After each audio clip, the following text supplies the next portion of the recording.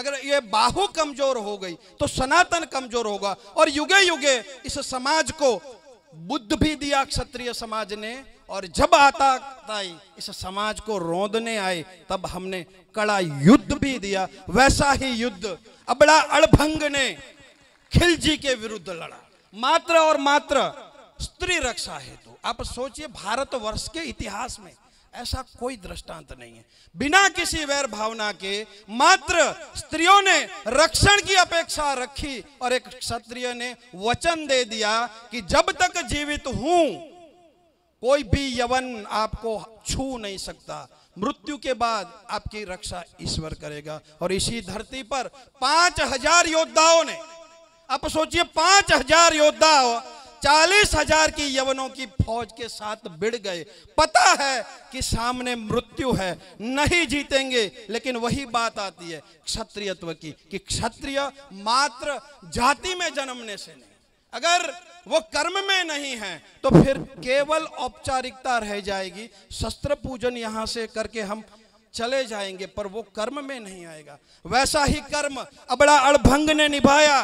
5000 योद्धा न्योछावर हो गए केवल सनातनी परंपरा के रक्षण हेतु, क्षत्रिय परंपरा के रक्षण हेतु। आज जब हमने उनके चरणों को छुआ तो वही पल याद आ गए कि कैसा वो क्षत्रिय योद्धा रहा होगा, जिन्होंने मात्र क्षत्रिय धर्म निभाने हेतु अपने जीवन का बलिदान दे दिया। तो वर्तमान में उस परंपरा के वाहक आप सब हैं। लोकतंत्र है, तलवारों का जमाना नहीं है, किंतु समय समय पर हमें अपने कर्तव्य को याद करना पड़ेगा। और उस कर्तव्य को याद करवाने के लिए हमारे पास भी विपुल इतिहास है। कच्छ का जो इतिहास है, यह पश्चिमी सीमा है, यह भारत का प्रवेश द्वार है। अगर यह प्रवेश द्वार कमजोर होता तो आज भारत की सीमा कच्छ नहीं होती, मेरे हिसाब से अहमदाबाद होता, यहां से सातलपुर होता। अगर यहां के योद्धाओं ने कड़ी टक्कर नहीं दी होती है न तुर्कों को, तो यह क्षेत्र भी आज पाकिस्तान के साथ विलय हो गया होता। तो इस क्षेत्र के जब हम इस क्षेत्र के रक्षण के लिए जब हमने अनगिनत योद्धाओं का बलिदान दिया है, तो एक बात और मुझे याद आती है, क्योंकि इतिहास अगर आपको याद नहीं दिलाया जाएगा तो आप इतिहास कहीं अन्य का ढूंढेंगे। आपके जिन पूर्वजों के आप वंशज हैं, उन्होंने इतना महान कार्य किया है कि आपको इतिहास ढूंढने की कहीं आवश्यकता ही नहीं है। एक माता, आप सोचिए धर्म का महत्व कच्छ में कितना रहा। एक माता एक पुत्र को जहर दे देती है। एक समय था कच्छ में, रायधन जी नाम के एक राजा ने धर्म परिवर्तन किया था भूज की घाटी पर। आप सोचिए मंदिरों का विध्वंस उनके द्वारा हो रहा था, तब राजमाता ने, उनकी सग्गी जनेता ने यह सोचा कि ऐसा पुत्र पाकर मैं इस देश को, इस कच्छ को, इस धर्म को मिटने नहीं दूंगी। उस राजमाता ने आदेश दिया कि इसको जेल के अंदर डालो, और जेल में ही राजमाता ने जहर दिया और पुत्र ने जहर ग्रहण किया। क्या ऐसी माता इतिहास में आपको मिलेंगी?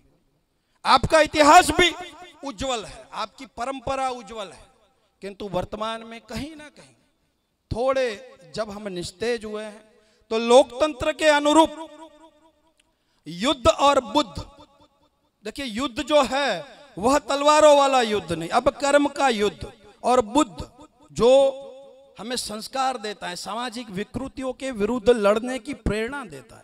इन दोनों को साथ लेकर हम जब चलेंगे, और जब आज दशहरा है, आज विजयादशमी है, भगवान राम ने अहंकार के विरुद्ध जो लड़ाई लड़ी, भगवान राम ने आतताइयों के विरुद्ध जो लड़ाई लड़ी, भगवान राम ने समाज को पवित्रता का, समानता का जो संदेश दिया, आज उसी दिन के उपलक्ष्य में जो हम शस्त्र पूजन कर रहे हैं, तो आज हम सबको संकल्प रहना चाहिए कि राम और श्याम हमारे अंदर बसे। केवल शस्त्र पूजन नहीं, उन शस्त्र और शास्त्र, याद रखिए क्षत्रिय के दो कर्तव्य हैं। भूदेव जब यहां से बोल रहे थे तब मुझे याद आया कि कहीं देश की हानि हो रही हो तो कोई भूदेव तलवार ना उठाए, तब उसके ऊपर प्रश्नार्थ चिन्ह खड़ा नहीं होगा। क्योंकि उनका काम है शास्त्रों का प्रचार, आप में वो ज्वाला जगाना कि देश के लिए आप समर्पण करें। पर जब क्षत्रिय शास्त्र और शस्त्र दोनों से दूर हो जाता है तो वो बिल्कुल निस्तेज हो जाता है, क्योंकि शास्त्र की जानकारी आपको संयम का, आपको संस्कारों का मार्ग देगी, और शस्त्र की जानकारी आपको इस देश के रक्षण हेतु प्रेरित करेगी। तो शास्त्र और शस्त्र दोनों के संस्कारों के साथ, हमारे पूर्वजों के इतिहास के साथ, और जैसे सनातन की बाहु हमें वेदों ने कहा है, शास्त्रों ने कहा है, आज भी उन बाहु को कमजोर होने नहीं देना है। राष्ट्र के विरुद्ध जितनी भी ताकतें उठती हैं, किसी के विरुद्ध हम बोलते भी नहीं है, ना हमारा समाज जाता है, किंतु जिस क्षत्रियत्व का हम वहन कर रहे हैं वर्तमान में भी उस क्षत्रियत्व के अनुरूप हमें महाराणा प्रताप, शिवाजी और अबड़ा झाम की परंपरा को निभाते हुए इसी तरीके से समाज की रक्षा का दायित्व भी उठाना पड़ेगा और आपसी स्नेह रखना पड़ेगा। याद रखिए, जब बात राजनीति की आती है तो केवल राजनीति सामाजिक उत्थान या उद्धार का कारण नहीं बन सकती।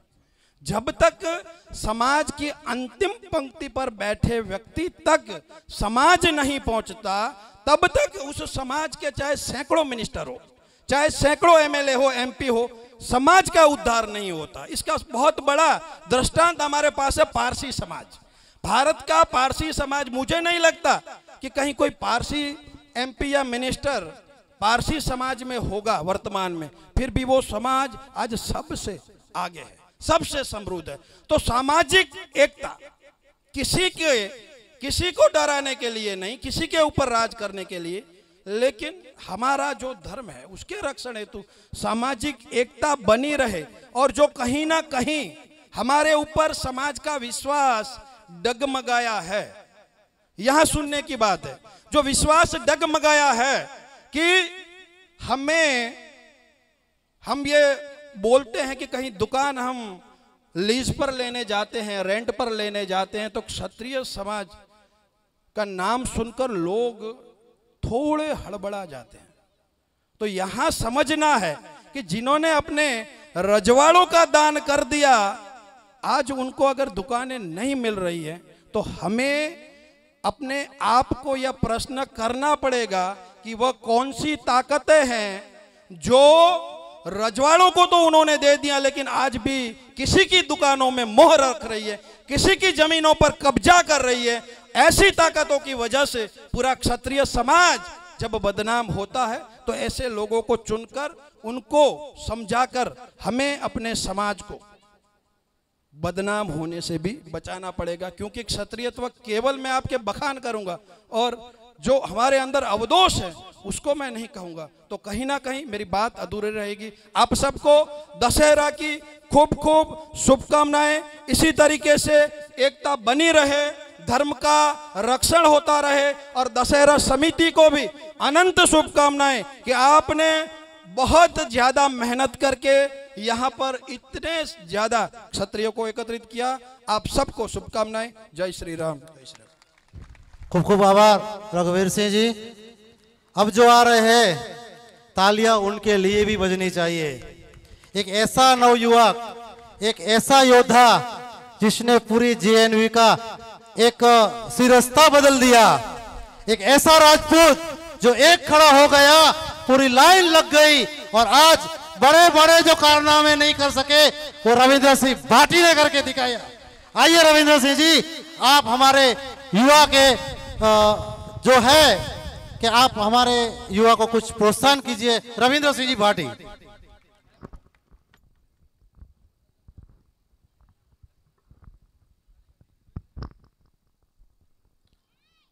बोली आशापुरा मात की, पीर पिथोराज की, अबड़ा जी अभंग की।